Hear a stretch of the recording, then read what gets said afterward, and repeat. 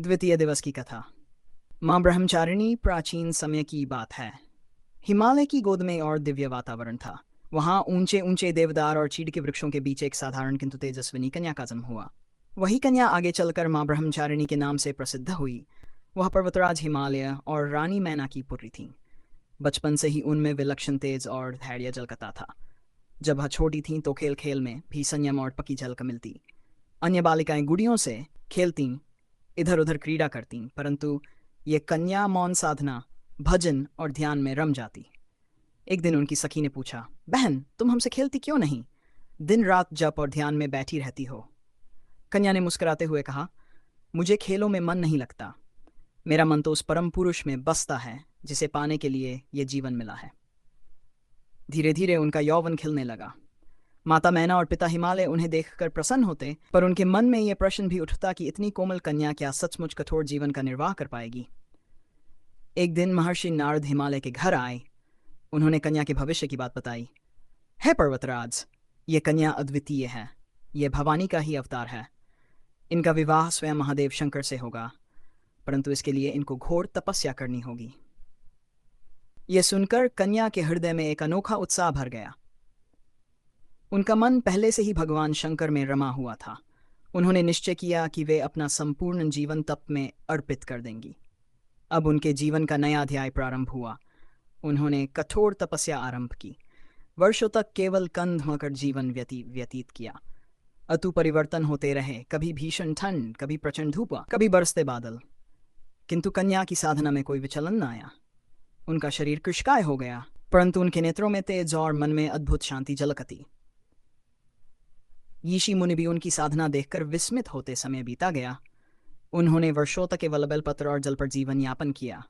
आगे चलकर उन्होंने जल और अन्न का भी त्याग कर दिया, केवल वायु पर ही जीवित रहीं।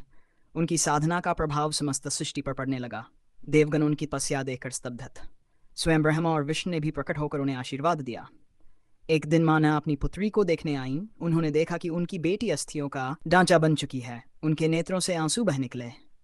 उन्होंने कहा, पुत्री, यह कैसा कठोर व्रत है? क्यों अपने शरीर को इतना कष्ट दे रही हो? कन्या ने शांत स्वर में कहा, माता, मेरा जीवन एक उद्देश्य के लिए है। मैं केवल महादेव को पति रूप में चाहती हूँ। इसके अतिरिक्त और कुछ नहीं चाहिए। उनकी इस निष्ठा और संयम के कारण उन्हें ब्रह्मचारिणी कहा जाने लगा। ब्रह्म का अर्थ है तप और चारिणी का अर्थ है आचरण करने वाली, अर्थात जो ब्रह्म का आचरण करे वही ब्रह्मचारिणी है। उनकी कठोर साधना के कारण समस्त लोकों में उनकी महिमा का गान होने लगा। देवता, ऋषि, गंधर्व, अप्सराएं सब उनके तप को नमन करते। अंततः उनकी घोर तपस्या से प्रसन्न होकर स्वयं महादेव प्रकट हुए। उन्होंने कहा, हे देवी, तुम्हारी तपस्या अद्वितीय है। तुम्हारे धैर्य, संयम और अटूट विश्वास से मैं प्रसन्न हूँ। तुम्हें पत्नी रूप में स्वीकार करूँगा।